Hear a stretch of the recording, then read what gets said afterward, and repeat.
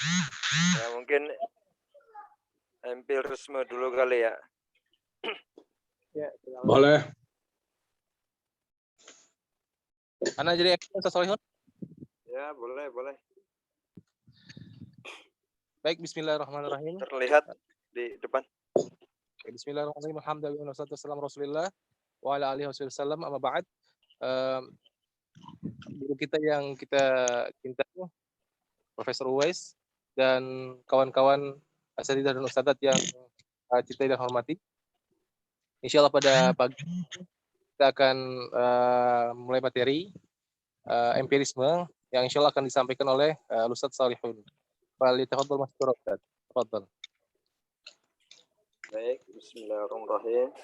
Assalamualaikum warahmatullahi wabarakatuh. Waalaikumsalam. Suaranya terdengar ya dengan jelas. Lanjut. Ya, tampilannya terlihat di depan. Terlihat. Screen. Baik. Saya mau dimekarkan nih, gimana nih? Klik apanya? Klik. Kok nggak bisa? F5 bisa, F5. Terlalu bagus kayaknya ininya.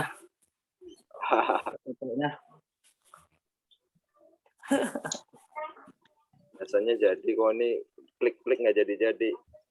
Berat kayaknya ya, Sad. Ya udah, gini aja ya. Tapi jelaskan di depan. Jelas, Sad. Bismillahirrahmanirrahim. Alhamdulillahirabbil alamin. Sana bantu. Nahmaduhu wa nasta'in. Gimana? Fadal. Kalau mau dibantu.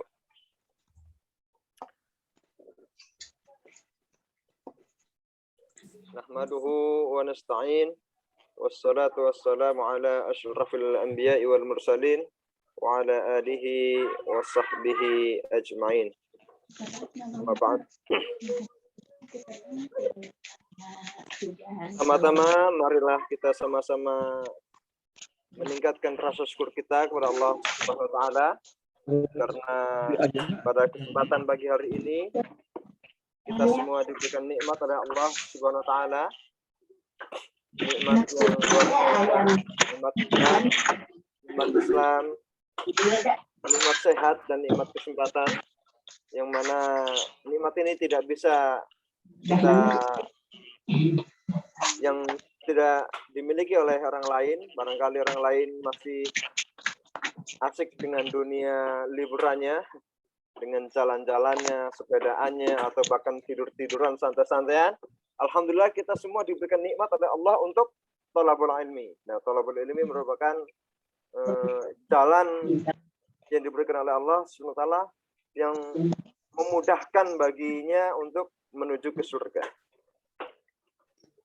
Kemudian selawat serta salam semoga senantiasa tercurahkan kepada suri tauladan kita Nabi Muhammad SAW yang mana beliau telah menjadi teladan bagi kita semua, memberikan keteladanan dalam berbagai aspek, baik pendidikan, peribadahan maupun semuanya bisa kita meneladani beliau SAW.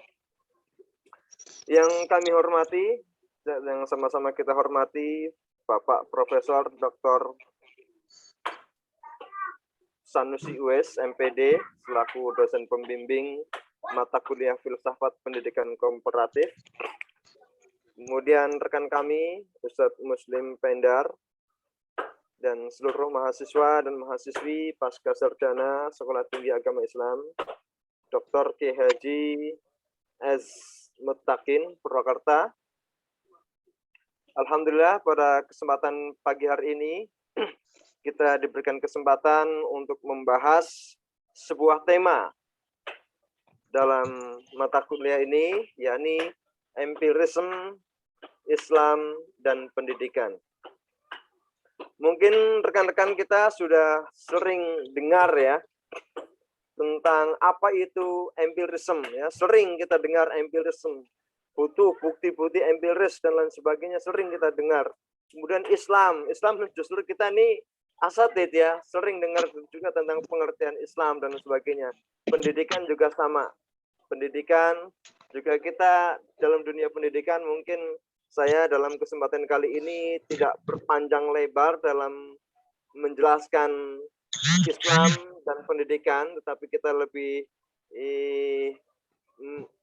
pengen menjelaskan tentang empirisme itu sendiri, kemudian kaitannya apa tentang Islam dan pendidikan. Baik, dalam tujuan mempelajari empirisme Islam dan pendidikan, harapan saya ini kita semua selaku mahasiswa dapat mengetahui pengertian empiris dan empirisme. Ternyata ada sedikit perbedaan antara empiris dan empirisme, baik secara etimologi, KBBI, maupun secara ilmu sosial, ilmu sejarah, dan lain sebagainya. Kemudian harapan dari perkuliahan ini juga kita semua mahasiswa dapat mengetahui tokoh-tokoh empirisme. Jadi ada yang menokohi terhadap aliran-aliran empirisme tersebut. Kemudian kita juga diharapkan dapat mengetahui pokok-pokok ajaran empirisme. Pokok-pokoknya apa sih ajaran-ajaran empirisme? Apakah sama dengan ajaran-ajaran Islam atau ajaran-ajaran yang lain? Ya nanti kita bahas di dalam. Kemudian mahasiswa mengetahui tentang ciri-cirinya, ciri-ciri dan contohnya. Nanti kalau ketika sudah mengetahui ciri-ciri dan contohnya mungkin akan lebih jelas apa itu empirisme. Dan dalam sebuah disiplin ilmu tentu ada kekurangan dan kelebihannya. Dan dalam perkuliahan kali ini diharapkan kita juga dapat mengetahui kelebihan-kelebihan empirisme dan kekurangan-kekurangannya. Dan terakhir dalam pembahasan ini diharapkan kita semua mengetahui tentang adanya kaitan yang erat antara empirisme dan pendidikan. Adanya kaitan, ada kaitan apa tidak? Ya nanti kita bahas di sesi selanjutnya. Baik, Afan Ustaz di next. Sekarang kita lanjut pada pengertiannya. Pengertian empirisme. Empiris, ya rekan-rekan sekalian, empiris itu diambil dari bahasa Yunani, yaitu empirien, yang memiliki arti coba-coba atau pengalaman. Jadi secara sederhana empiris yaitu berdasarkan pengalaman.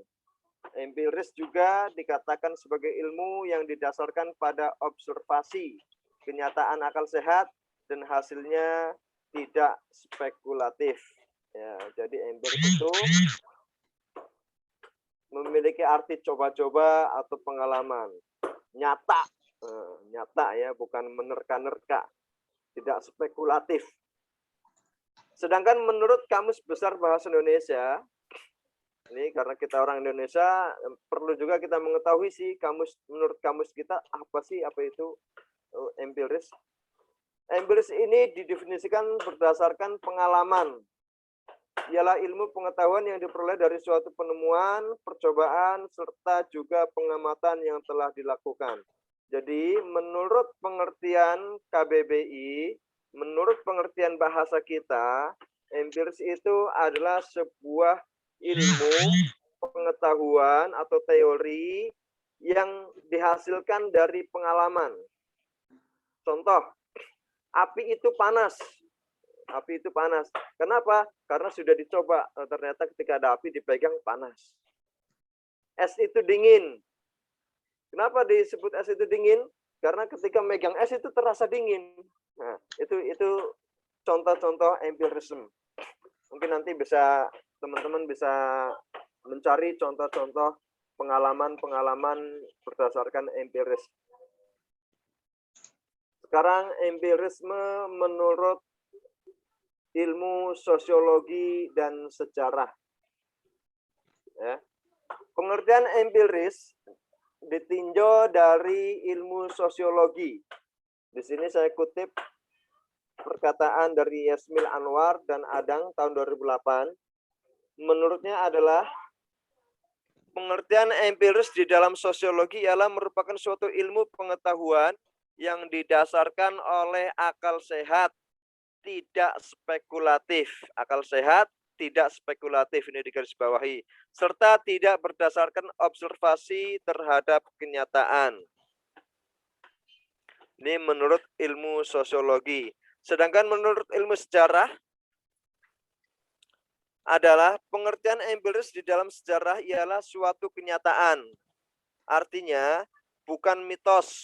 Ya, kemarin kita bahas tentang gerhana matahari, gerhana bulan ya yang dimakan oleh buta, itu mitos.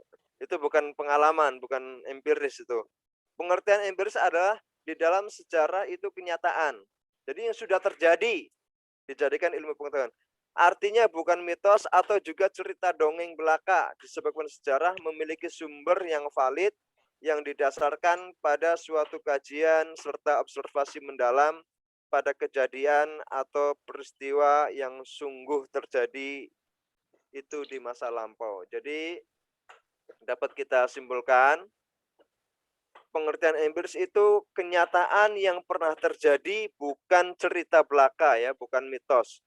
Kalau kemarin sempat dibahas tentang gerhana matahari, gerhana bulan yang dimakan oleh seorang buta, itu mitos, itu bukan empiris.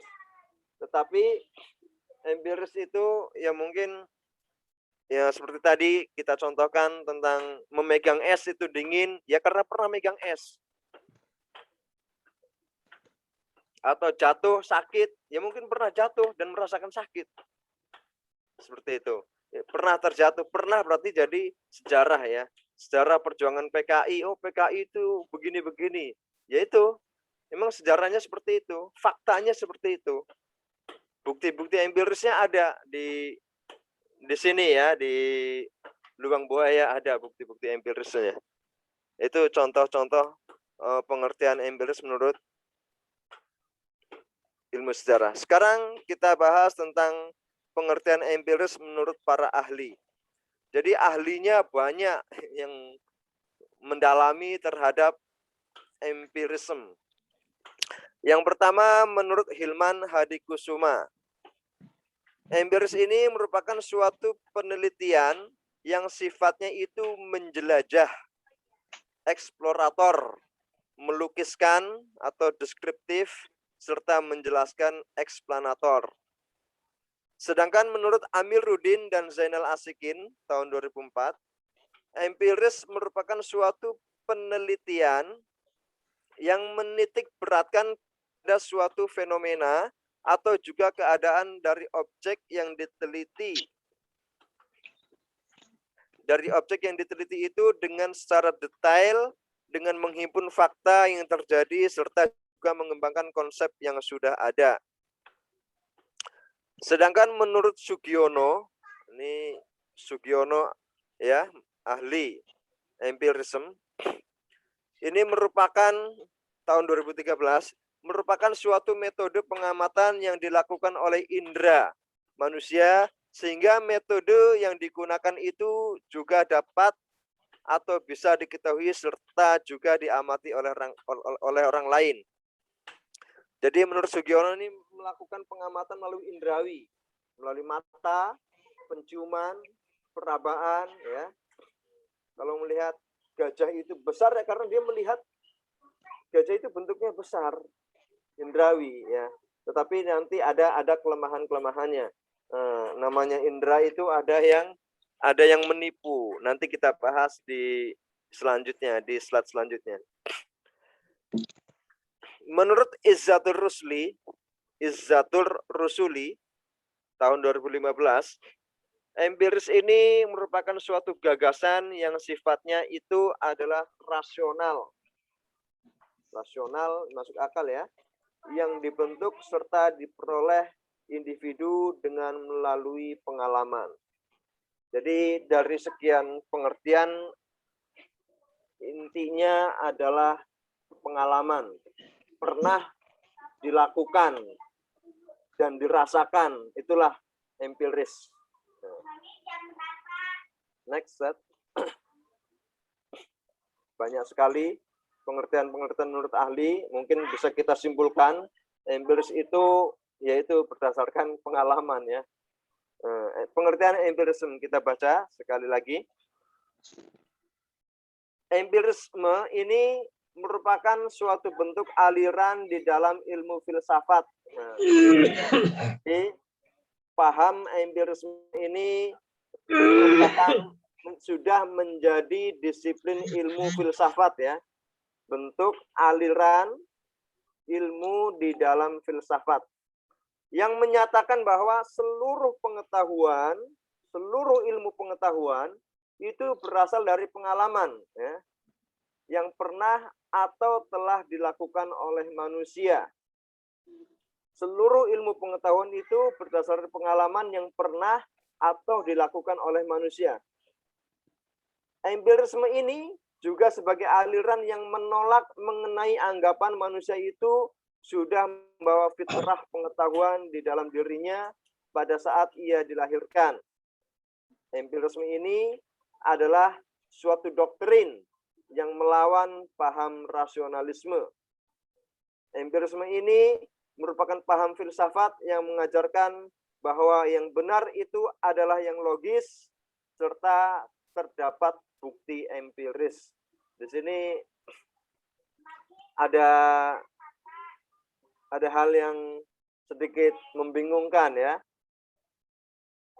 Tetapi intinya paham empiris itu adalah paham yang pernah dilakukan atau pernah dilakukan oleh manusia, itu empiris, dan dapat dilihat, dapat dirasa, dan dicium. Itu intinya di situ, pengalaman-pengalaman atau rasa atau bau, segala ilmu pengetahuan yang pernah dilakukan oleh manusia, intinya di situ terhadap empiris, pengertian empirisme.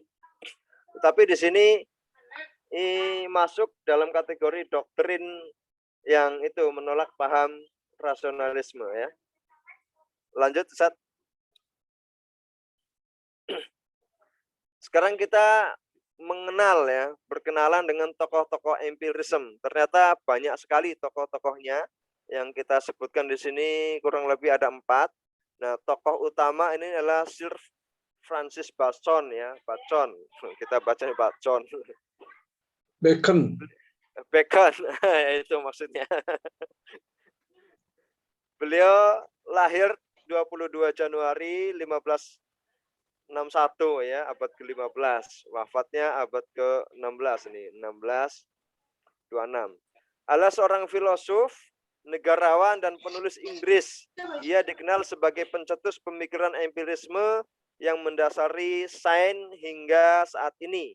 Tulisan dan pemikirannya mempengaruhi metodologi sains yang menitik beratkan pada eksperimen yang dikenal juga sebagai metode apa itu tadi? Bacon. Ya, Bacon, metode Bacon. Ini tokohnya, orangnya seperti ini.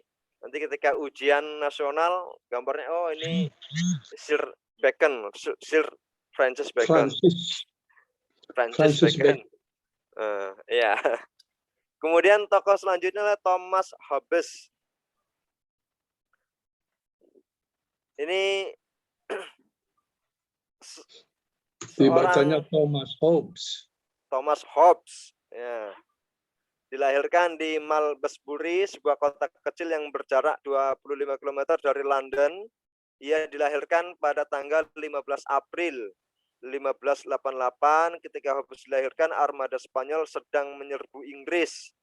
Ayahnya Hobbes adalah seorang pendeta di Westport, bagian dari Malmesbury.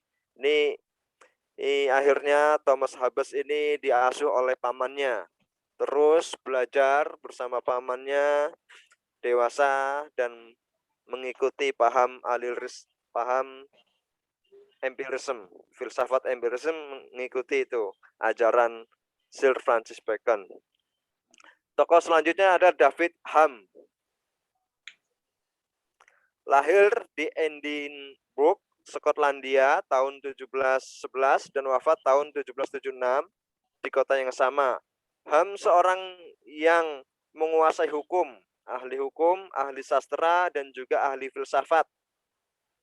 Karya terpentingnya ialah Inquiry Concerning Human, Understanding terbit tahun 1748 dan An Inquiry into ya itu maksudnya. Nah, susah dibaca. 1751.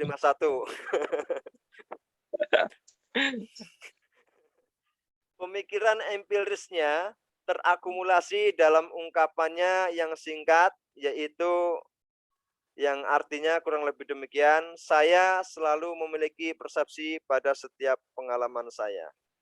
Ini sangat pede sekali ya, pada tahun itu beliau mencetuskan paham seperti itu. Saya memiliki persepsi pada setiap pengalaman saya. Jadi paham-paham empiris itu berdasarkan pengalaman-pengalaman. Selanjutnya, tokoh selanjutnya adalah siapa ini? Lupa nih, ditulis namanya. John Locke. John Locke ya, Pak Prof. John Locke, dibacanya John Locke. John Locke, John Locke. Lupa nih, nggak ditulis. John Locke itu lahir tahun 1632 di Bristol, Inggris, dan wafat tahun 1704 di Oates, Inggris. Ia juga ahli politik, ilmu alam, dan kedokteran. Pemikiran John Locke termuat dalam 3 buku pentingnya, yaitu Isi Concerning Human Understanding terbit tahun 1600 ya. Ini John Locke ini juga seorang tata negara ya. Kayaknya dulu sering saya baca bukunya di tata negara di waktu SMA, John Locke, Jojo Rosu, dan sebagainya. Aliran ini muncul sebagai reaksi terhadap aliran rasionalisme. Bila rasionalisme mengatakan bahwa kebenaran adalah rasio, maka menurut empiris, dasarnya ialah pengalaman manusia yang diperoleh melalui panca indera. Dengan ungkapan singkat, Locke, nih tadi di Span John, ini Locke, John Locke ya. Segala sesuatu berasal dari pengalaman indrawi, bukan budi otak. Otak tak lebih dari sehelai kertas yang masih putih. Baru melalui pengalamanlah kertas itu terisi. Dengan demikian dia menyamakan pengalaman batiniah yang bersumber dari akal budi. Ya. Jadi John Locke ini mirip pemikirannya dengan pemikiran Islam. Jadi bayi yang lahir itu dalam keadaan fitrah, suci, putih. Nanti ada itu pengalaman-pengalamannya. Nah, ini jadi menurut John Locke itu otak itu bersih seperti kertas kosong. Tetapi melalui pengalaman itu jadi dasar ilmu pengetahuan. Inilah paham-paham atau pemikiran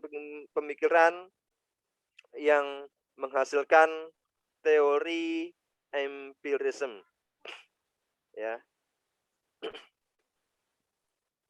Apa sih ajaran-ajaran pokok empirisme?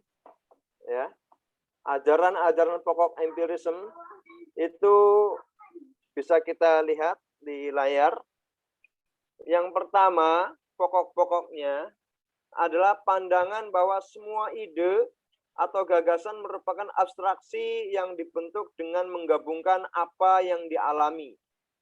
Semua ide atau gagasan merupakan abstraksi yang dibentuk dengan menggabungkan apa yang dialami, yang pernah dialami. Yang kedua, pengalaman indrawi adalah satu-satunya sumber pengetahuan dan bukan akal atau rasio. Jadi pengalaman indrawi, apa yang kita lihat, apa yang kita rasa, apa yang kita raba, apa yang kita cium itu sumber pengetahuan, bukan akal. Tadi kata John Locke itu akal itu kertas kosong. Ya, kertas kosong.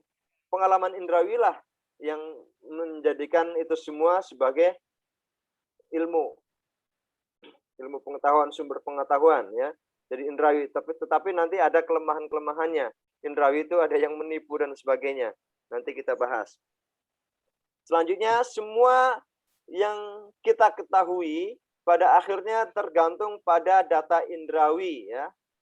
Semua yang kita ketahui pada akhirnya bergantung pada indrawi. Ya, kalau kita lihat mawar itu merah ya merah ya. Kalau ada yang mengatakan mawar itu ungu, debat. Nah, ternyata ada juga mawar ungu ya, mawar putih dan sebagainya. Berdasarkan pengalaman indrawi karena baru yang dia lihat itu mawar itu warnanya merah. Tetapi ketika melihat oh ada lagi mawar putih ya dan sebagainya. Semua ini salah satu pokok ajaran empirisme yang keempat, semua pengetahuan itu turun secara langsung atau disimpulkan secara tidak langsung dari data indrawi kecuali beberapa kebenaran definisional, logika, dan matematika. Akal budi sendiri tidak dapat memberikan kita pengetahuan tentang realitas tanpa acuan pada pengalaman indrawi dan penggunaan panca indera kita. Akal budi mendapat tugas untuk mengolah bahan-bahan yang diperoleh dari pengalaman. Selanjutnya, empirisme sebagai filsafat pengalaman mengakui bahwa pengalaman sebagai satu-satunya sumber pengetahuan. Nah, ini intinya di sini. Jadi pengalamanlah yang menjadi satu-satunya sumber pengetahuan. Jadi bukan hasil renungan atau khayalan. Mereka berpaham pengalaman. Kalau ada pengalamannya, ada bukti-bukti empirisnya, itulah sebuah ilmu pengetahuan, sebuah teori yang dapat dipertanggungjawabkan. Karena apa? Karena buktinya nyata dan fakta. Ya. Next, Sat.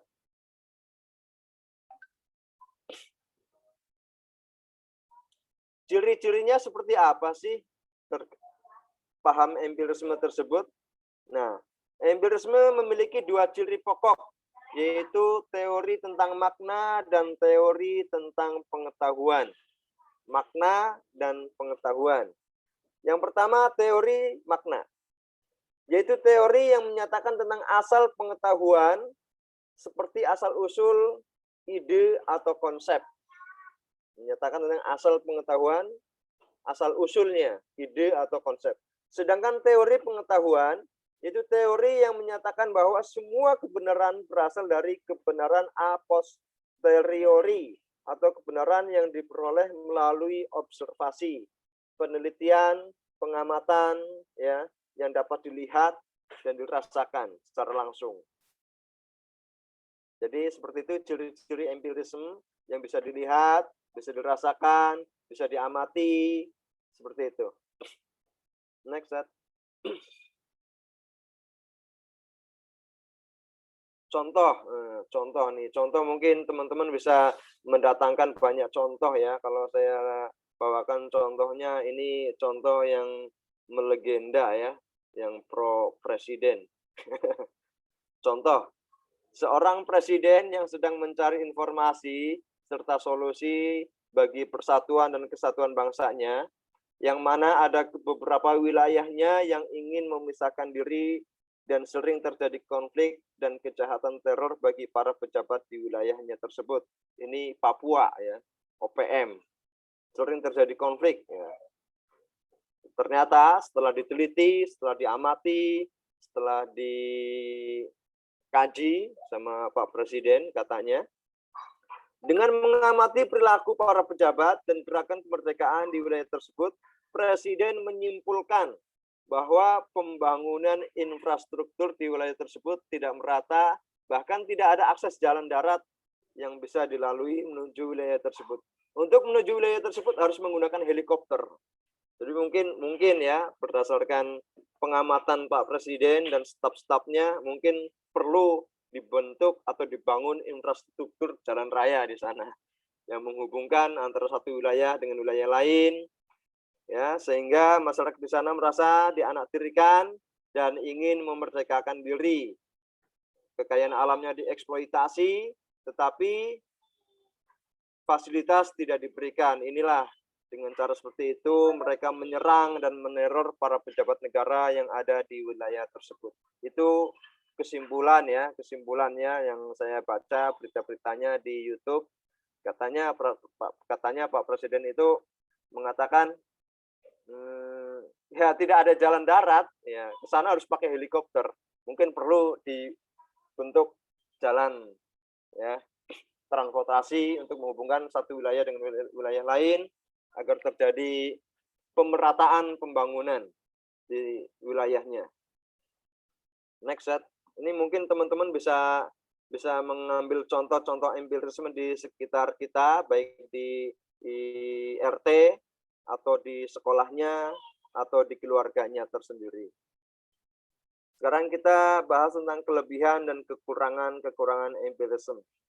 Ya, memang setiap paham, setiap ini memiliki kelebihan dan kekurangannya.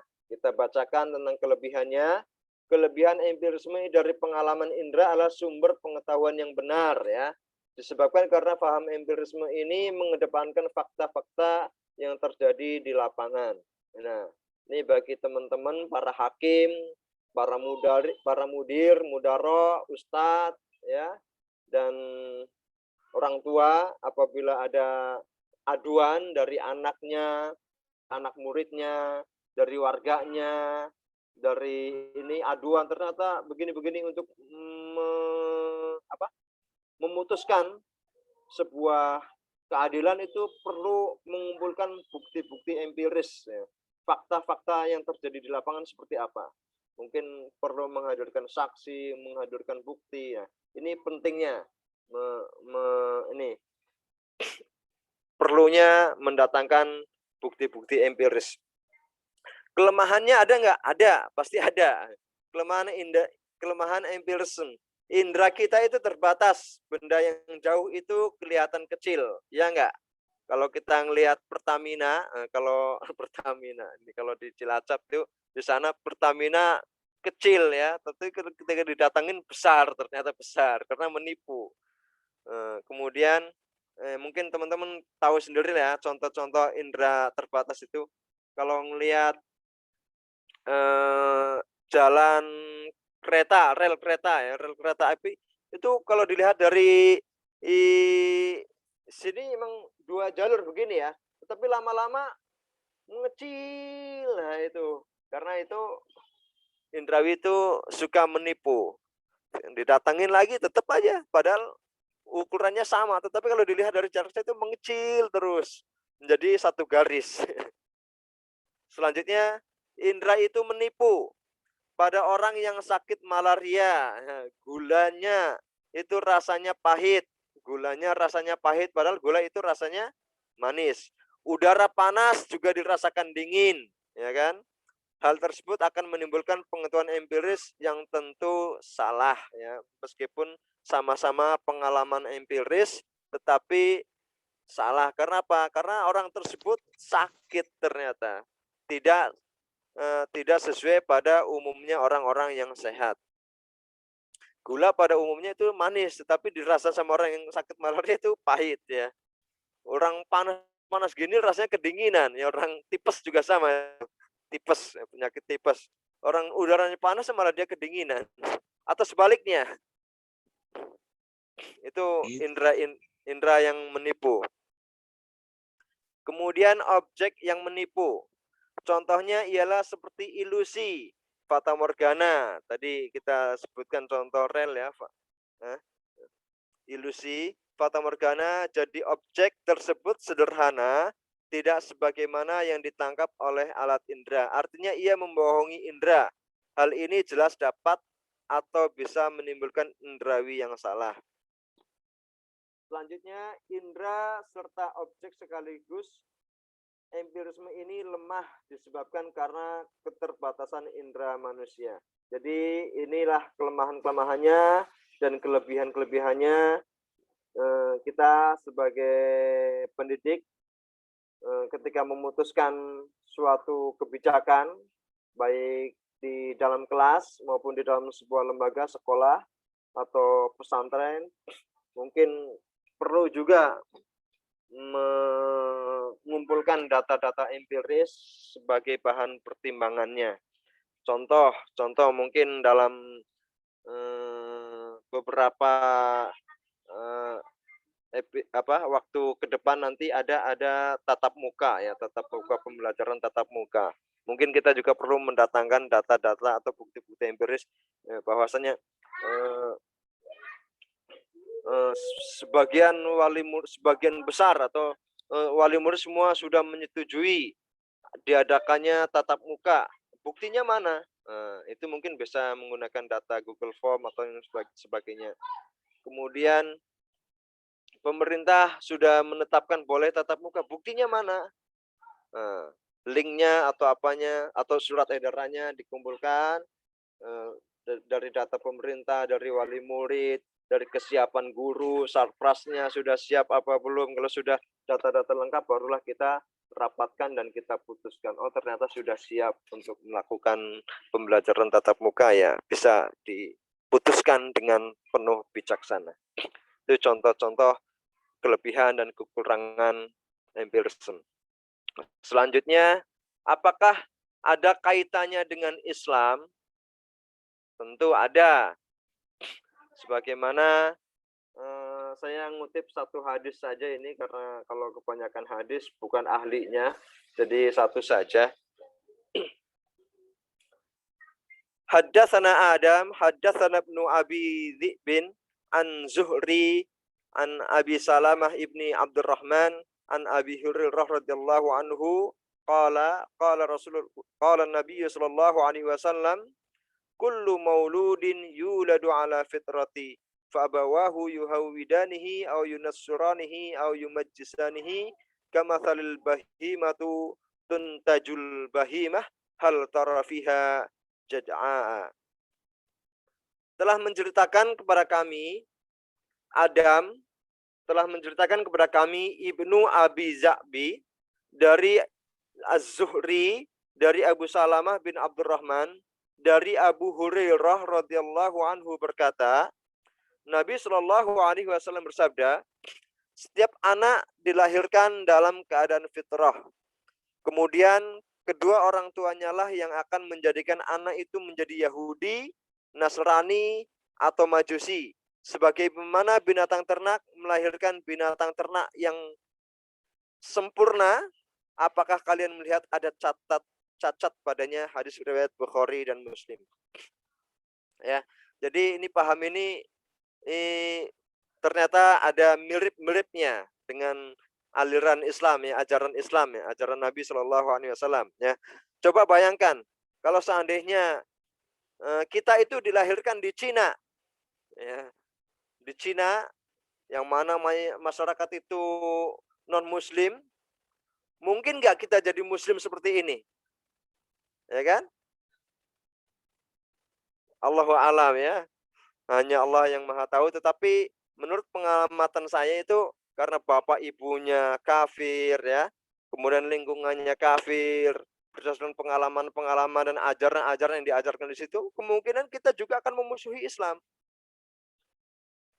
Ya, karena itu jadi mirip, ada kaitannya ya, paham empirisme dengan ajaran Islam itu kaitannya di sini. Mungkin bayi yang lahir itu bersih, fitrah, tetapi ditempa, diajarin dan sebagainya. Kemudian ada nggak kaitannya dalam dunia pendidikan? Nah, mungkin di slide selanjutnya kaitannya dengan dunia pendidikan. Set. Afwan.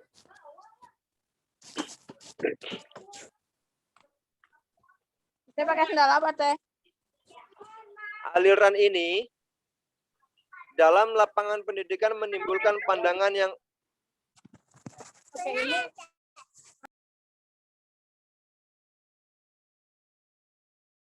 Oh, Ustaz Selihan, antum ke mute suaranya.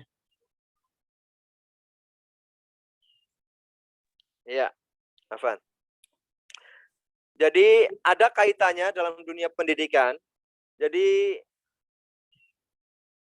dalam lapangan pendidikan itu orang-orang pendidikan itu sangat optimistis memandang bahwa pendidikan merupakan usaha yang cukup mampu untuk membentuk pribadi individu, ya. Ini contohnya di pesantren-pesantren ya, pesantren-pesantren atau lembaga-lembaga tertentu itu optimistis.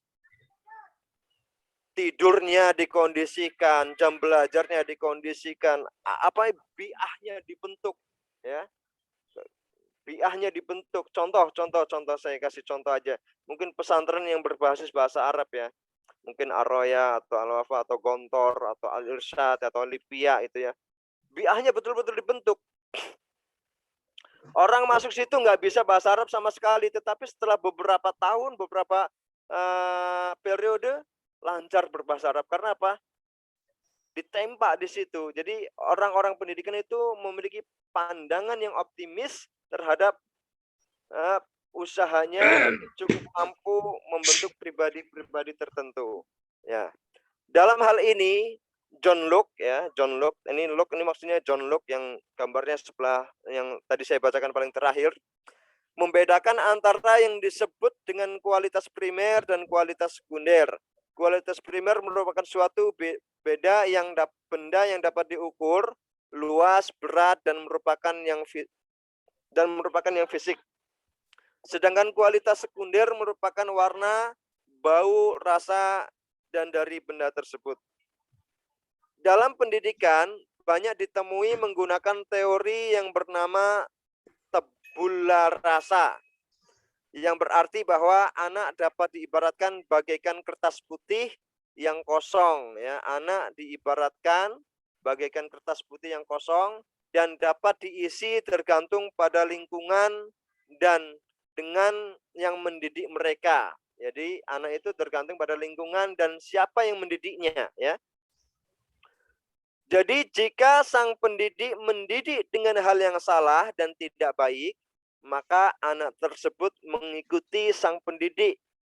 Begitu juga sebaliknya, bahwa kalau pendidik mendidiknya dengan baik dan menggunakan metode yang benar, maka akan berakibat baik kepada pendidik tersebut. Ya.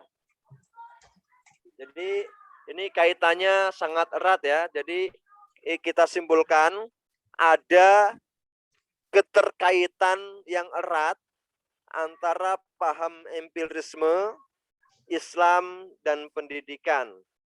Ya, adanya keterkaitan yang erat antara paham empirisme, ajaran Islam dan dunia pendidikan. Karena empirisme itu berdasarkan pengalaman-pengalaman. Jadi menurut John Locke itu otak itu adalah kertas kosong, kemudian diisi dengan pengalaman-pengalaman indrawi baik yang pernah dilakukan oleh individu tersebut atau dilakukan oleh orang lain. Kemudian menurut Islam juga mirip ya. Anak yang dilahirkan itu seperti itu, ala fitratin, bersih ya. Kemudian fa'abawahu yuhawidanihi aw yumajjisanihi aw yunasiranihi. Kalau kita lahir di Cina atau di Israel atau di mana yang negaranya kafir, lingkungannya kafir, pendidikannya kafir, ya mungkin saja kita jadi orang kafir, mungkin saja. Tetapi ini kemungkinan ya. Kemudian pendidikan juga sama. Pendidikan. Tadi yang saya contohkan, orang-orang yang nggak bisa berbahasa Arab ketika masuk pesantren, dengan dikondisikan yang sedemikian rupa, teman-temannya, makanannya, kemudian pelajarannya, bahasanya di situ. Bahkan sampai ada orang daerah yang lupa dengan bahasa daerahnya tersendiri. Contohnya saya. Saya ini orang Jawa ya. Tapi banyak yang lupa dengan bahasa Jawanya. Kenapa?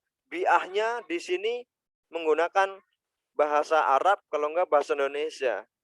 Jadi bahasa Jawa sendiri lupa. Orang Sunda mungkin ada yang lupa juga ketika lama di pesantren ya. Sejak kecil, tamat SD langsung pesantren. Terus mungkin lupa juga beberapa kosakata Sunda ya. Mungkin demikian. Jadi kesimpulannya seperti itu Ustaz. Ditampilkan aja. Tadi sudah saya bacakan.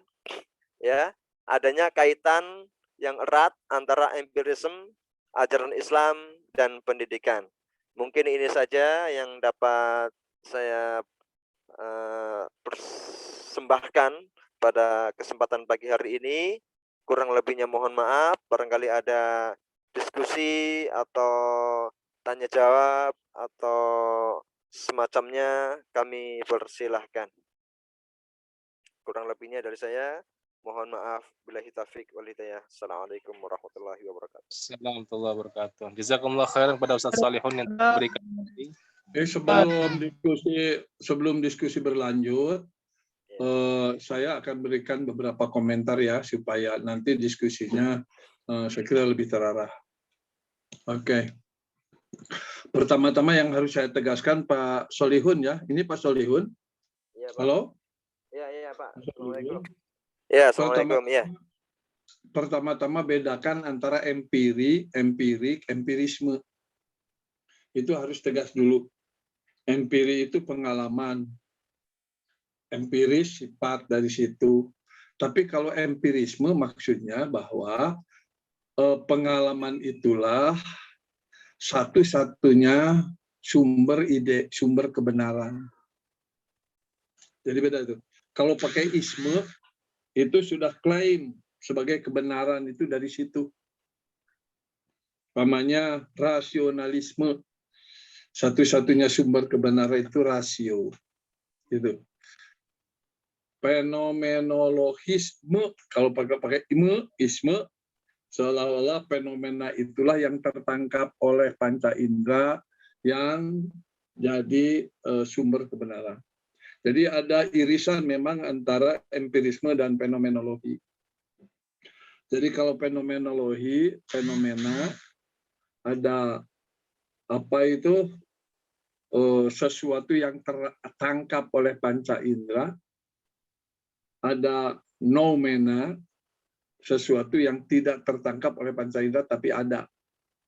Jadi yang ada itu ada yang tertangkap oleh panca indera, ada yang tidak tertangkap oleh panca indera. Anda melihat tadi bahasanya bunga ya, bunga mawar, bunga apa yang Anda lihat itu Pak Solihin?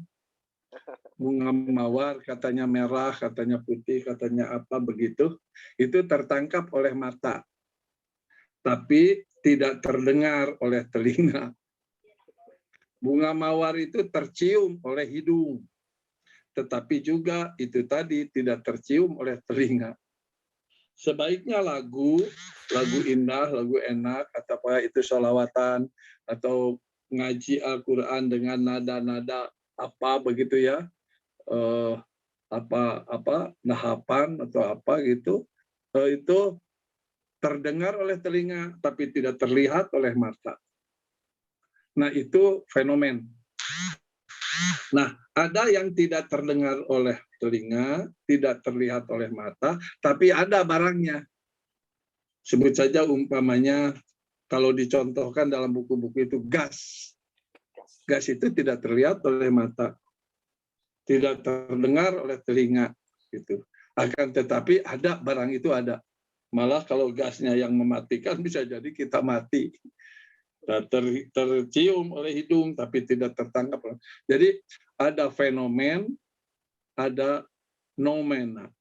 Kalau noumena sesuatu yang tertangkapnya oleh akal. Kita ngerti bahwa ada gas, ada apa di situ, bukan karena terlihat oleh mata, oleh telinga, tapi memang terpikirkan oleh pikiran, oleh akal. Nah, terkait dengan ini, ada kaitannya dengan empirisme. Kalau empirisme adalah sumber kebenaran atau yang benar itu yang dialami saja. Karena itu beda antara membaca pengalaman orang dan mengalami kegiatan. Anda membaca pengalaman orang makan di restoran anu, terbayang mungkin enaknya macam-macamnya. Tapi beda dengan apabila Anda makan di restoran anu. Nah, makan di restoran anu itu empiri. Kemudian kalau membaca orang makan di restoran anu, itu lebih kepada rasio. Nah, si kelompok-kelompok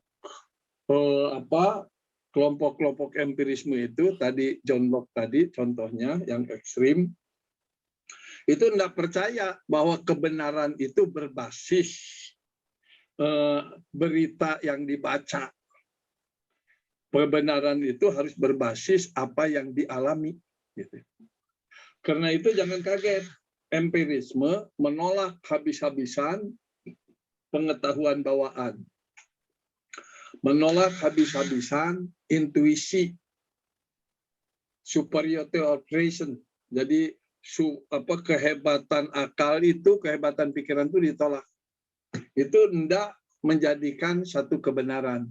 Kebenaran itu hanya ada apabila Anda mengalami, masuk ke alam sana, masuk ke alam daerah rumah makan itu, masuk ke alam hutan itu. Anda mengalami, jadi ada sekadar mengalami, ada mengalami, masuk ke alam sana. Nah, kebenaran menurut si John Locke itu adalah kebenaran mengalami, bukan sekadar mengalami. Jadi masuk ke alamnya, alam situ. Karena itu dia mengatakan pengalaman indera lah satu-satunya sumber kebenaran. Nah, kalau sudah menyatakan pengalaman indera itulah satu-satunya sumber kebenaran, itu adalah empirisme, yang disebut empirisme, dan itu bisa kita pembicarakan lebih lanjut. Oke, kita sebentar lihat bagaimana Islam berbicara tentang ini. Islam sangat mengakui empiri. Malah Islam melihat empiri dalam artian pengalaman mata, pengalaman telinga, pengalaman hidung, pengalaman rasa, pengalaman-pengalaman alat indera itu merupakan bagian dari jadi merupakan soko guru untuk terjadinya pikiran-pikiran yang benar. Pikiran yang benar itu dalam Islam bahasanya fuad, afidah. Sementara panca indera di dalam Al-Quran itu umumnya direpresentasikan kepada telinga dan mata. Sebetulnya bukan telinga dan mata saja. Kalau dalam tafsir-tafsir, kalau disebut telinga dan mata, fungsinya itu merepresentasikan yang lain.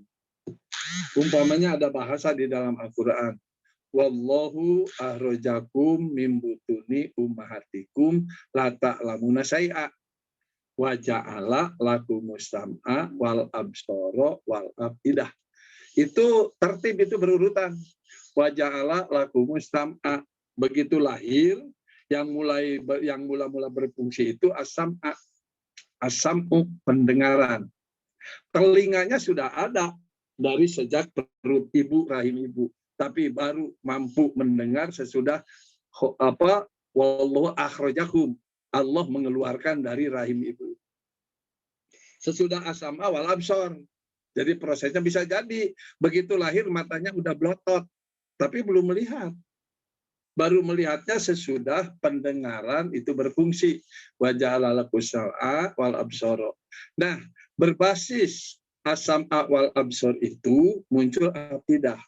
Fuad itu kata hati, dan kata hati nanti ada kaitannya dengan yakilun, yatafakkarun, dan macam-macamnya itu.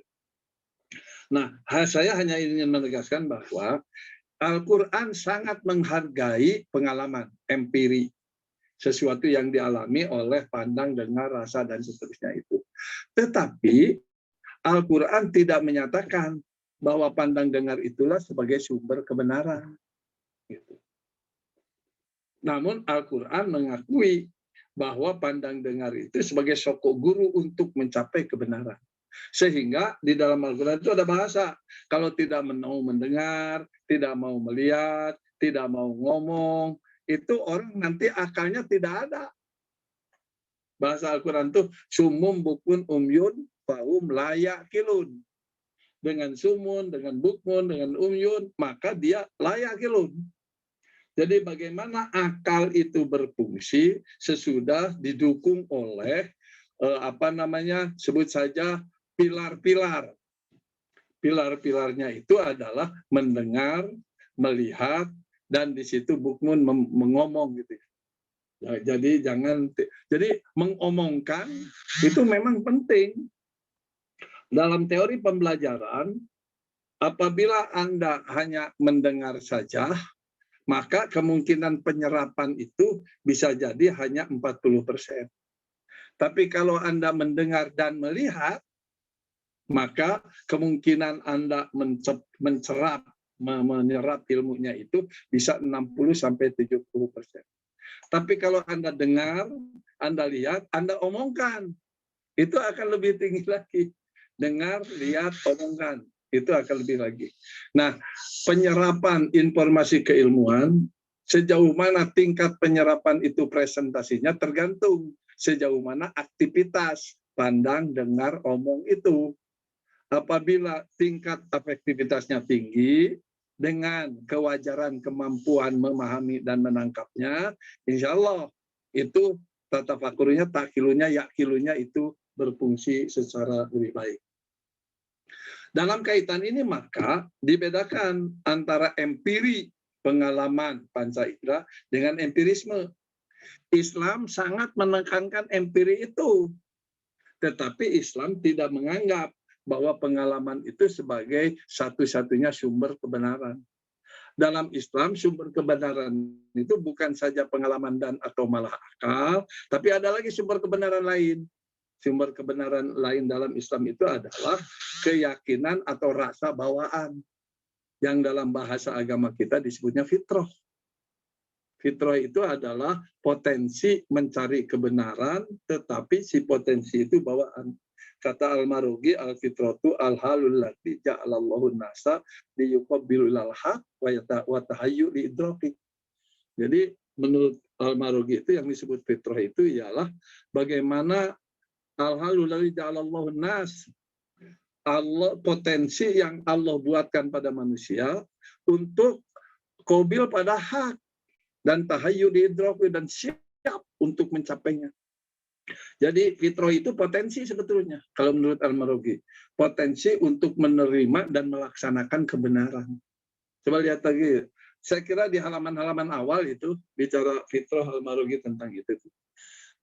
Nah, terkait dengan empirisme itu, yang perlu ditegaskan oleh Anda bahwa kaum empiris tentu sangat bertentangan diametral dengan rasionalisme.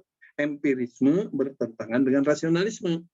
Mengapa? Sebab kalau empirisme tadi bahasanya itu pengalaman indera lah adalah satu-satunya sumber kebenaran. Kalau rasionalisme terbalik. Justru pemikiran itulah satu-satunya sumber kebenaran. Islam menggabungkan kedua-duanya. Sampai ada bahasa di dalam Al-Quran itu, ada apa namanya itu, kalau ada ilmu yakin, ada ainul yakin, ada hakul yakin. Hakul yakin itu sebetulnya memadukan antara ain dan ilm.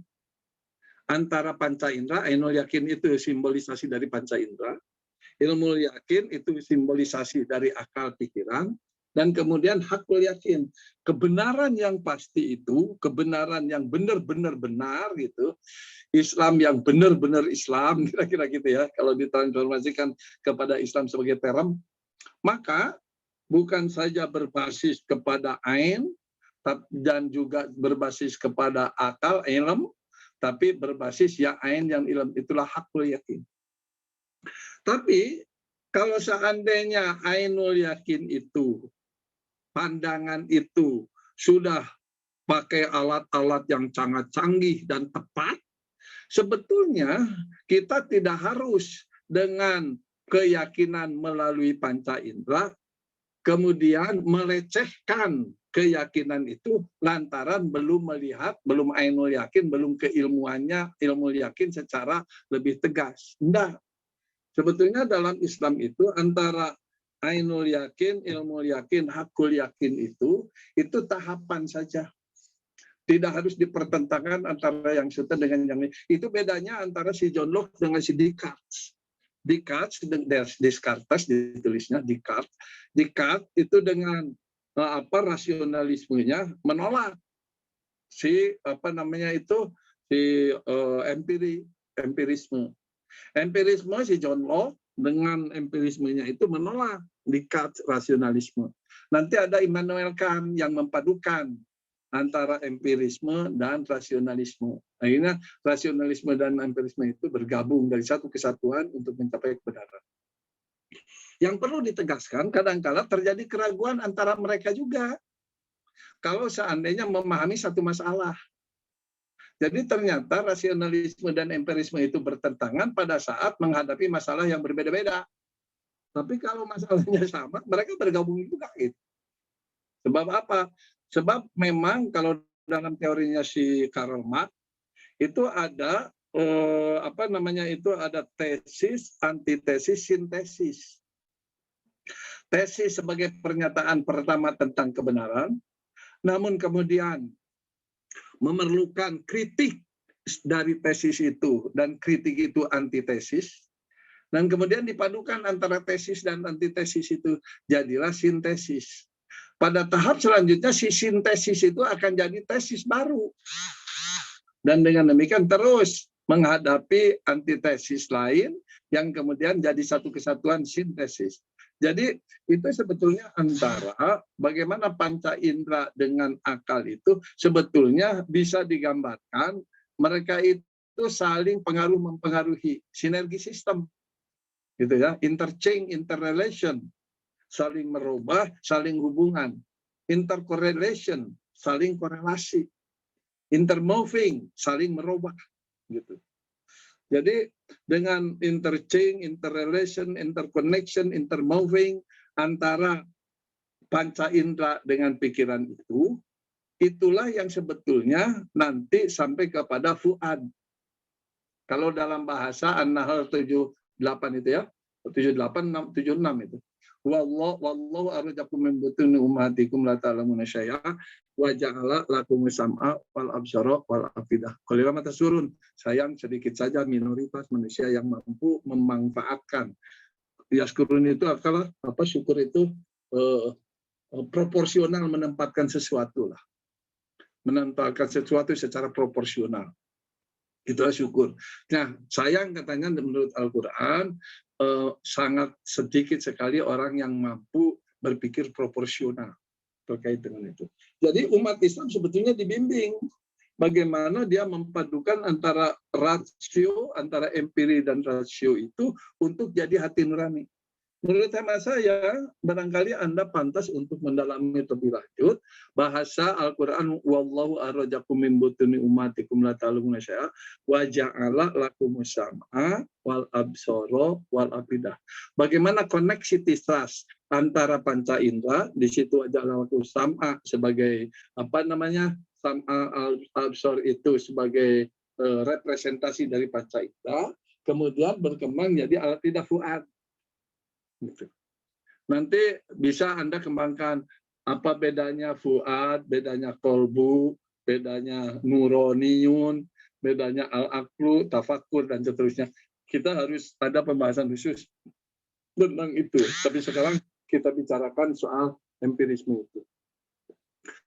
Yang perlu kita tegaskan bahwa tesis empirisme itu tidak berarti bahwa kita memiliki pengetahuan empiris, pengetahuan hanya dapat diperoleh melalui pengalaman saja sebetulnya. Itu kritik kita. Pada mereka justru kalau empirisme itu seolah-olah hanya kebenaran pengetahuan itu melalui pengalaman saja. Nah, yang perlu ditegaskan di sini ialah bagaimana implikasinya terhadap dunia pendidikan. Dunia pendidikan berterima kasih kepada si John Locke terkait dengan empirisme itu. Apa terima kasihnya? Jadi si anak didik itu bagaimana untuk mencari kebenaran itu tidak hanya tinggal di dalam kelas menghadapi buku bacaan, tapi harus mengalami. Harus ada pengalaman. Dengan pengalaman itu cekaman atau tusukan, daya ingat itu akan jauh lebih kuat. Teorinya yang tadi, tentang mendengar, melihat, membaca, merasakan, itu akan lain daya ingatnya. Karena itu, sebaik-baik dunia pendidikan sebetulnya apabila bagaimana memberikan pengalaman berulang kepada si anak didik itu. Mungkin Anda ada yang pernah umroh atau haji beberapa kali. Pada pertama kali Anda naik haji atau umroh, rasanya ketakjuban itu luar biasa tinggi. Tapi kalau kedua ketiga kali mungkin ada perasaan yang lain, perasaannya berbeda dengan yang pertama. Rasa ajibnya itu lebih hebat pada waktu pertama ketimbang kedua dan ketiga. Kedua ketiga itu bisa sudah jadi kebiasaan gitu, seolah-olah biasa aja gitu.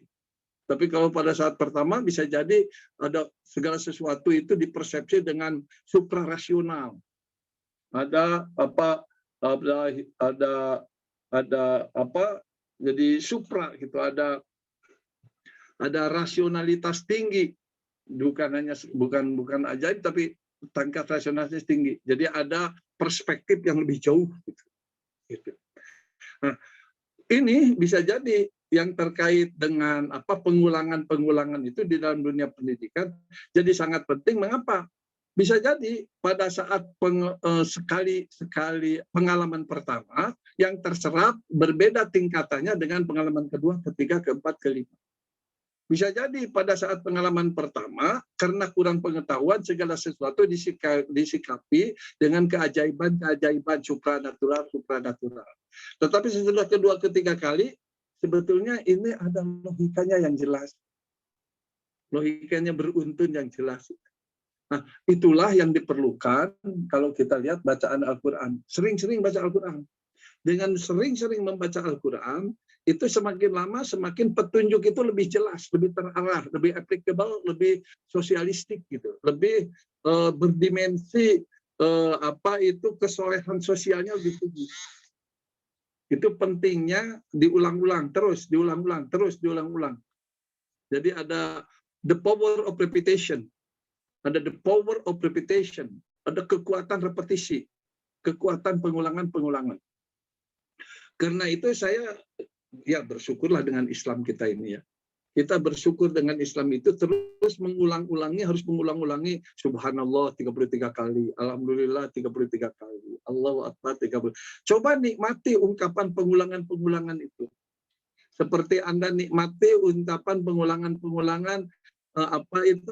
Rabbi firli, warhamni, warhumni, warfani, warzuqni, wahdini, wa'afini.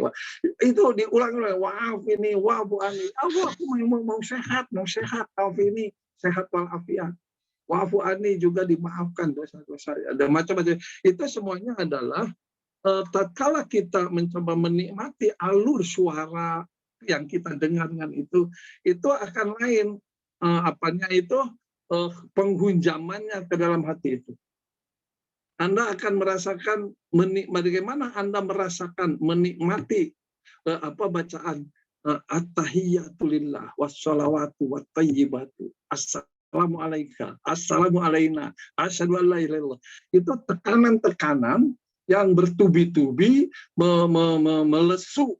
Bahasa Sunda ini mah ngalesu kana kalbu, ngahudang kana rasa gitu ya. Terus nganaonde kana mana gitu. Ngalesu kana kalbu, ngahudang kana mana. Terus naonde aya bahasa Sunda itu ada ungkapan bagus itu tentang hal itu. Ada the power of repetition. Ada kekuatan repetisi, kekuatan pengulangan. Kalau dalam bahasa tahfidz itu ada apa itu? Yang diulang-ulang itu murojaah. Murojaah terus. Tatkala murojaah terus-menerus, itu lama-lama ada masuk ke dalam hati itu. Makna itu. Maka pantas itu bahasa Iqra'ul Quran itu, menurut hemat saya, fa'innahu ya'ti yaumal qiyamah syafi'an li ashabihi. Sebetulnya ya'ti itu tidak hanya yaumal qiyamah. Kalau Anda perhatikan terus, ya'ti fi hadhid dunya. Jadi Al-Quran itu akan datang di dunia ini juga memberikan bimbingan, pertolongan kepada kita. Kalau di akhirat ya itu satu hal gaib yang barangkali nantilah kita sesudah mati meninggal kiamat itu baru itu. Tapi di dunia juga Al-Quran itu membimbing merasuk ke dalam hati kita itu untuk membimbing perbuatan-perbuatan. The power of repetition, kekuatan itu tuh. Jadi bagus saja diulang-ulang. Nah, John Locke itu sumbangan pemikiran terhadap pendidikannya bagus di situ tuh. supaya si anak itu diberi pengalaman yang banyak. Semakin banyak pengalaman kebaikan pada anak, semakin terbuka peluang menghunjam kebaikan itu ke dalam hati nuraninya. Ada persoalan lain, apakah pengalaman itu dipahami atau tidak? Nah, itulah rasionalismenya, rasionnya harus muncul. Jangan sampai jangan sampai ada kesalahan berpikir dari pengalaman yang sama atau yang dialami si anak. Sebab bisa begini, pengalamannya sama, tetapi yang diserap, fenomena yang diserap oleh si anak dari pengalaman itu bisa beda-beda. Seperti Anda umpamanya Pak Solihin, itu dengan kawan-kawan, tadi sebut saja makan di restoran yang sama, 4 orang, 5 orang gitu. Bisa jadi pengalaman makan Pak Solihin, Pak A, Pak B, Pak C, Pak D itu, bisa jadi makannya sama, di tempat yang sama, suasananya sama, tetapi diserap suasana itu ke dalam batinnya berbeda-beda. Nah, fenomenologi itu berbicara mengenai bagaimana Anda, kalau penelitian fenomenologi itu, bagaimana Anda menyimpulkan, menafsirkan ulang pengalaman-pengalaman yang berbeda itu. Itulah fenomenologi. Nah, itu harus dikaitkan memang fenomena si akalnya itu. Oke, kita lanjutkan ini yang terkait dengan rasional empirisme itu. Yang perlu ditegaskan sekali lagi bahwa empirisme itu kadang-kala memberikan kita sebetulnya bimbingan kepada bagaimana upaya kita menghubungkan antar pengalaman. Orang bodoh, maaf, sebut saja begitu bahasanya, orang bodoh, pengalaman itu tidak dihubungkan antara satu waktu dan satu kejadian kepada waktu dan kejadian yang lainnya. Jadi orang bodoh kadang-kala sebut saja umpamanya diberi bansos 300.000, senang aja, udah aja. Merasa karena dibagi bansos 300.000, dipujilah habis-habisan yang diberi itu. Tapi kalau orang cerdas, tidak pada titik 300.000 saat itu, bagaimana dihubungkan dengan manajemen, bagaimana dihubungkan dengan alokasi dana dari pemerintah, bagaimana dihubungkan dengan kecurangan-kecurangan menteri, malah menteri sosial. Sampai dia bukan saja disalahkan, dipenjara, dan dipecat dari buktinya. Nah, jadi dihubungkan antar berbagai kejadian, berbagai keadaan, bukan saja hanya menerima waktu itu satu titik, kini di sini, akan tetapi yang kini di sini itu dihubungkan dengan masa sebelumnya, dengan waktu sesudahnya, dengan tempat-tempat yang lain yang berbeda-beda, dan kemudian dia proyeksikan kira-kira ke depannya bagaimana. Nah, itu pentingnya Anda mencoba bagaimana empiri itu, satu titik dengan titik lain itu dihubung-hubungkan. Dan ini harus diajarkan kepada anak didik. Jangan sampai anak didik itu dibiarkan mengalami satu pengalaman dan kemudian disuruh memahami pengalaman itu tanpa dibandingkan dengan pengalaman-pengalaman sebelumnya di tempat-tempat yang berbeda pada waktu yang berbeda. Itu harus dihubung-hubungkan. Dan itulah pekerjaan anak S1. Berbeda dengan anak TK, anak SD. Anak TK, anak SD itu bagaimana memahami satu keadaan pada saat itu. Ini makanan enak nggak? Enak. Udah, selesai. Tapi kalau anak S1, ini makanan enak tidak? Dikaitkan dengan sebelumnya, dengan sesudahnya, dengan apa kira-kira di tempat lain, dengan harganya, dengan itu, dan macam-macamnya lah. Nah, baru dijawab persoalan. Itu tuh. Jadi perbedaan antara orang yang sebut saja ulul albab dengan orang yang layakilun, layapahamun, layatafakkarun itu adalah orientasi. Kalau orang yang ulul albab itu perspektif itu jangka panjang. Sementara yang layatafakkarun, layakilun itu orientasinya kini di sini titik. Karena kini dan di sini titik, ujungnya apa yang menyenangkan dia itulah yang sekarang dia anut, yang sekarang dia jadikan panutan. Nah, itulah perbedaannya antara lain bagaimana kita memahami empirisme serta implikasinya terhadap perilaku-perilaku manusia. Oke ya, Silakan kalau ada pertanyaan, ini masih ada waktu bagus sebelum azan lohor supaya ini bisa lebih menghunjam gitu yang dimaksud dengan empirisme sebagai filsafat. Empirisme punya implikasi terhadap kepribadian, empirisme dilihat dari ajaran Islam, dan empirisme dengan implikasinya terhadap dunia pendidikan. Oke, silakan.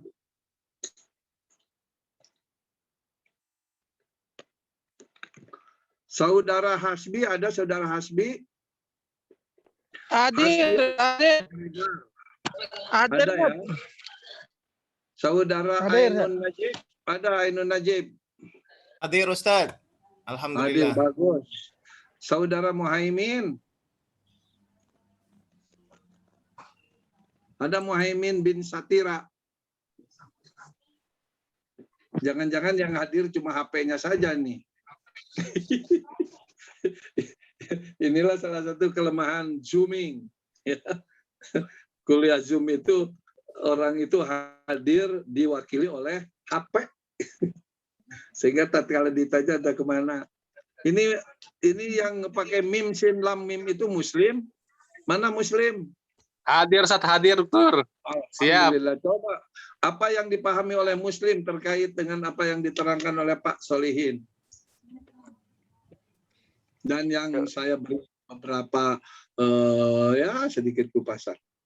Saya satu ini Prof, satu kelompok sama beliau. Oh ya, jadi paham betul ya, syukur. Yang lainnya apabila ada pertanyaan silakan, masih ada waktu. Sebetulnya tadinya saya ingin 2 topik hari ini supaya sebab kita kan 2 kali lagi pertemuan kita ini, tanggal 20 dan tanggal 27, sesudah itu ujian. Itu jatah dari pascanya itu. Kemarin saya tanya ke Pak Sis ujian kapan ini Pak? Bahasanya sesudah tanggal 28 itu.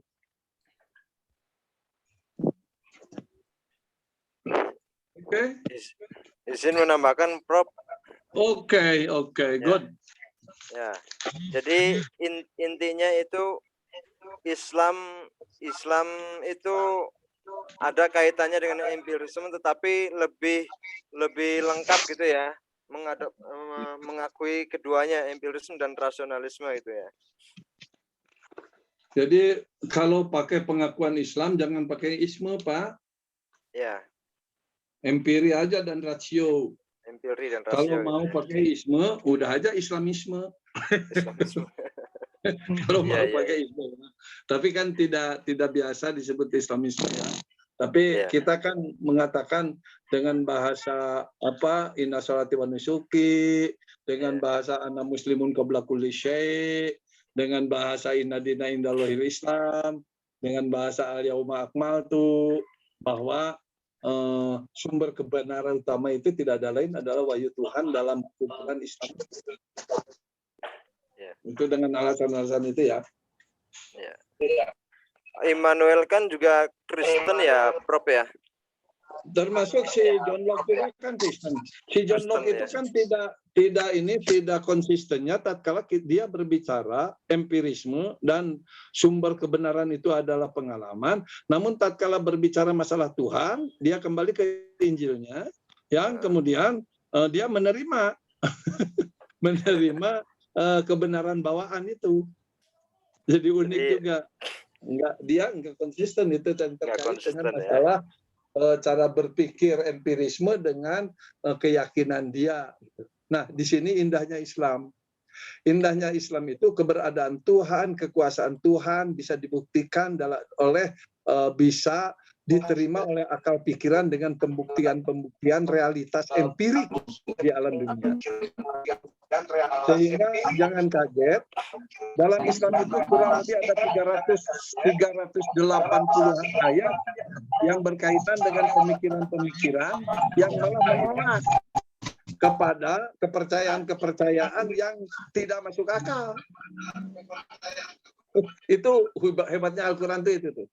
Hebatnya Al-Quran itu. Al-Quran luar biasa, mendorong kita berpikir cerdas dan kemudian menolak kepercayaan yang tidak berbasis atau yang tidak yang tidak apa namanya, yang tidak bisa masuk pikiran gitu. Luar biasa itu kalau Anda perhatikan. Bahasa Al-Qur'an, wa idza qila lahum ta'alu ila kalimatillah qalu ma wajadna alaihi abana awalau kana abahum la yaqiluna syai'a wa la yahtadun.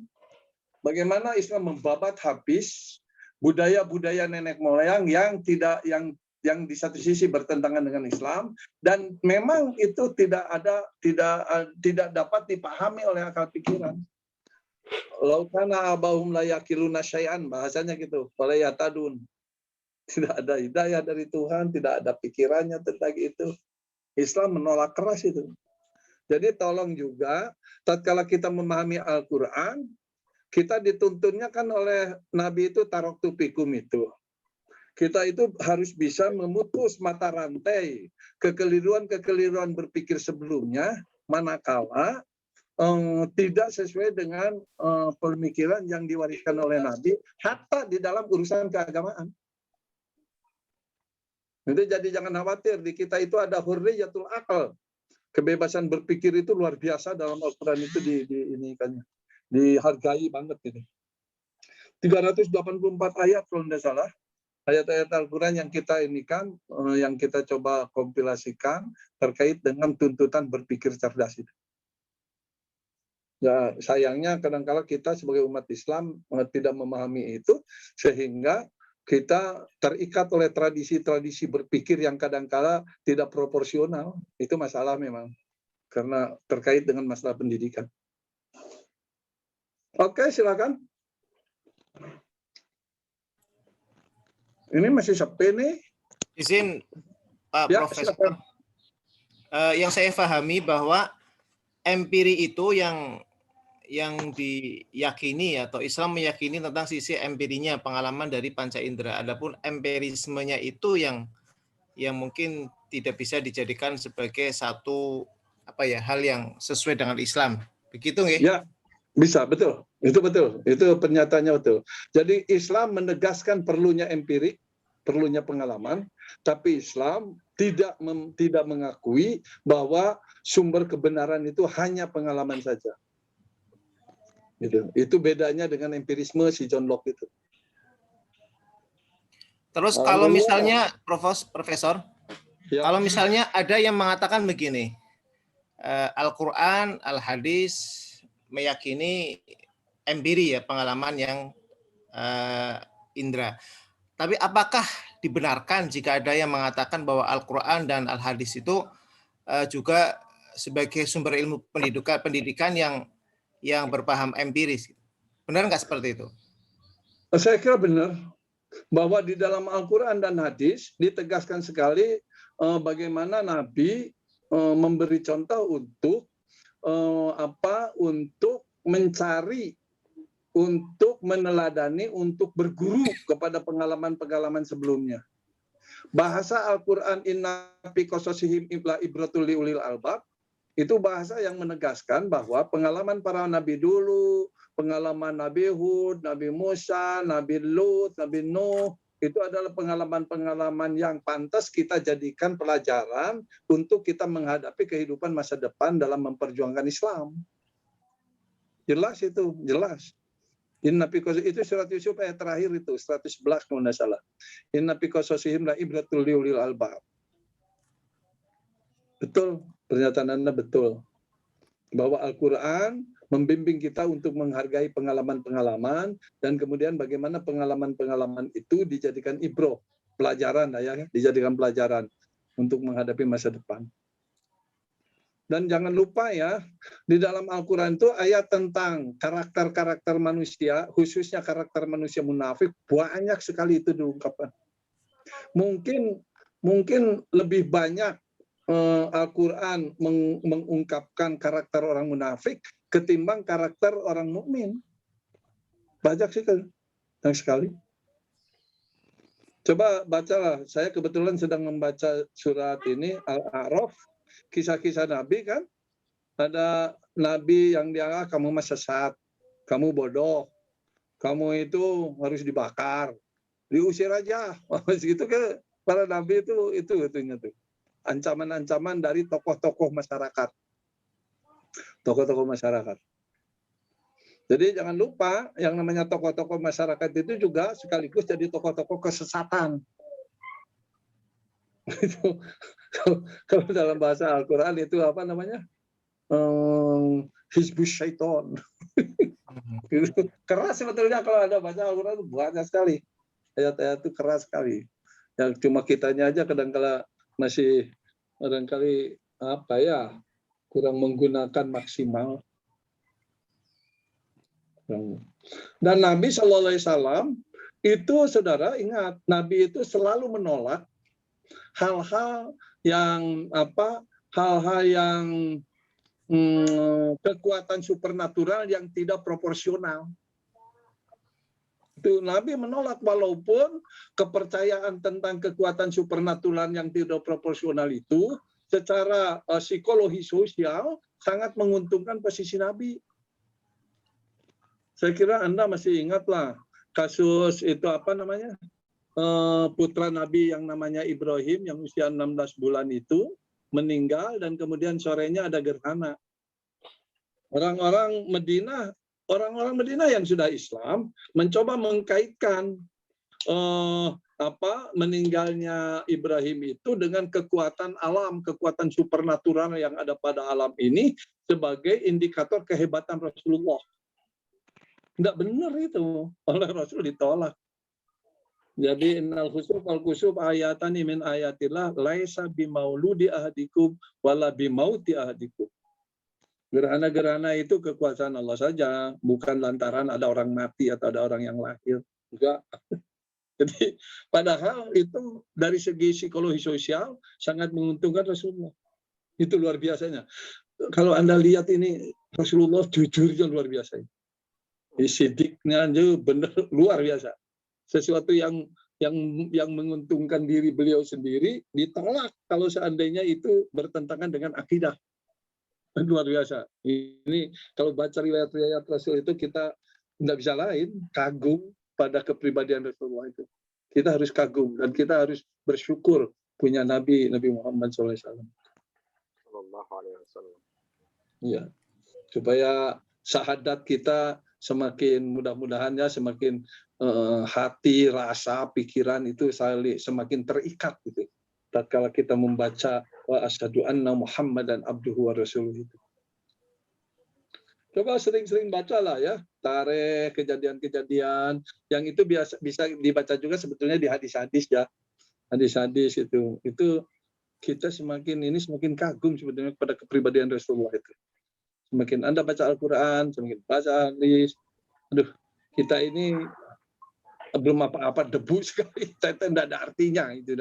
Kepribadian kita itu dibandingkan dengan Rasul itu rasanya apa gitu, tidak ada artinya sama sekali. Ini betul-betul kepribadian yang agung Rasulullah itu. Banyak hal lah ya kalau kita cerita tentang itu, luar biasa Rasulullah.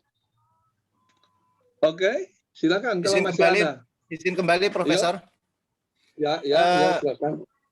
Kaitan dengan implikasi empirisme dengan Islam, bahwa dalam Islam itu, dalam kita kan keyakinan sifat orang mutakin itu alladzina yu'minuna bil ghaib. Kemudian kita mengimani tentang mukjizat, karomah. Nah, apakah pemahaman empirisme ini masuk kategori yang tidak mengimani tentang perkara yang gaib, kemudian karomah, mukjizat? Oh, beda sekali. Daerah kegaiban itu daerah yang bukan irasional, tapi suprarasional. Jadi kalau dalam bahasa tasawuf itu ada yang disebut al-haqqu, al-baqa'u, dan al-fana'u. Al-fana itu kira-kira gambarannya kesadaran akan keterbatasan diri. Sedangkan al-baqo, kesadaran akan betapa hebatnya Tuhan. Jadi antara al-baqo dan al-fana itu tahapan-tahapan dalam pembentukan kepribadian Islam manusia, Islam muslimnya itu ialah bagaimana kita dengan melihat kedirian kita, melihat itu ini macam-macam di sekitar kita, akhirnya oh iya ya kita ini belum apa-apa gitu. Dari ungkapan tadi kira-kira lah Ya, dibandingkan dengan Rasul saja tidak ada artinya kita. Dibandingkan dengan Rasul itu tidak ada artinya. Sama sekali kita ini fana. Jadi lebur dalam ketiadaan makna dibandingkan dengan kehebatan-kehebatan tentu ya kehebatan Tuhan gitu. Sedangkan Al-Baqarah itu adalah kelanggengan Tuhan. Jadi semuanya itu terekspresikan pada pujian-pujian pada Tuhan. Jadi pujian-pujian pada Tuhan itu akhirnya kita seharusnya kita memang bagaimana melihat segala sesuatu dalam kehidupan ini sebagai bagian dari kekuasaan Tuhan. Jadi melihat apapun, melihat ada ini astagfirullah, melihat itu subhanallah, melihat ini Allahu Akbar, melihat itu apalagi la haula wala quwwata illa billah. Jadi semuanya akhirnya mengekspresikan tentang keberadaan, keyakinan, seyakin-yakinnya kebenaran Tuhan dalam hati kita itu dalam bentuk ekspresi-ekspresi pengakuan-pengakuan lahiriah tentang bagaimana kehebatan Tuhan pada saat kita mengalami sesuatu hal-hal yang ada di luar lingkungan kita. Jadi bukan berarti kalau kita percaya pada hal yang empirik, kemudian seolah-olah kita tidak percaya pada yang gaib, enggak. Justru rasanya saya sering ngomongkan ini.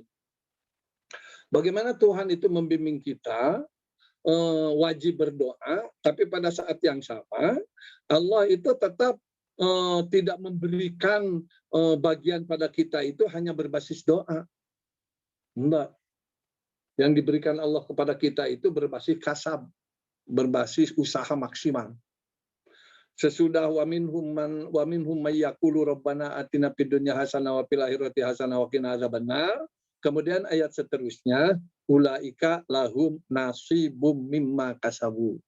Itulah nasibum mimma kasabu. Ulaika lahum, bagi mereka nasibun, ada bagian-bagian, upah, rezeki, ilmu, jabatan, pangkat, harta, macam-macam itu, mimma kasabu, dari apa yang mereka kasabkan. Innallaha sari'ul hisab. Wallahu apa itu? Wallahu sari'ul hisab. Dan Allah cepat sekali menghitung akibat-akibat dari apa perbuatan Anda. Jadi jangan khawatir terhadap ada bahasa itu bagus sekali. Tadi pagi itu saya baca tapi wa akhadnahum mimma yaksibun. Bacanya gitu. Wa akhadnahum mimma yaksibun. Surat Al-A'raf itu. Dan kami berikan kepada mereka sebagai akibat dari kasab yang mereka lakukan.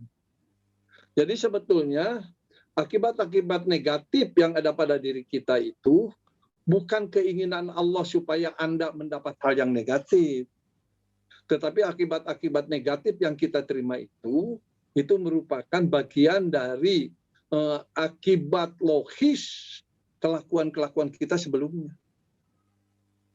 Jadi sangat rasional sekali itu. Menurut hemat saya rasional sekali. Oke. Ini masih sudah dekat kepada azan zuhur ini. Tidak ada lagi pertanyaan? Oh, ini sepi.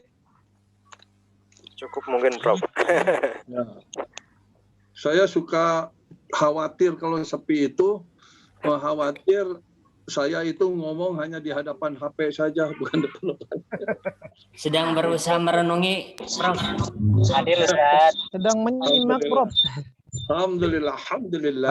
Berusaha meresapi. Iya. Mudah-mudahan si COVID-nya cepat hilang, nanti kita offline ya. Semoga COVID-nya cepat mudik. Iya. Amin. Oke ya.